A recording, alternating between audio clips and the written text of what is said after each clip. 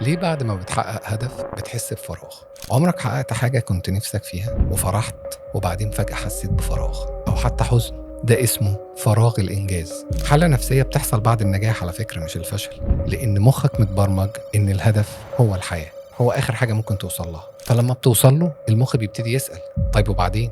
فتقع هنا في إحساس الفراغ، مع إن المفروض تكون مبسوط. تيجي تنجح تلاقي نفسك زعلان، تيجي تتخرج تلاقي نفسك مش حاسس بأي فرحة. حتى لو عامل نظام دايت وخسيت تحس ان ده ملوش معنى. مفيش اهداف، مفيش طموح، مفيش انجاز. توصل لهدف كبير وتكتشف انك مش مبسوط زي ما كنت متخيل. الدماغ بيعيش على الدوبامين بتاع الطريق، بتاع الرحلة، مش على اللحظة اللي توصل فيها. فلما الهدف يتحقق مصدر الدوبامين يقع فجأة، وده يعمل فراغ او حتى اكتئاب لحظي. طب ايه الحل؟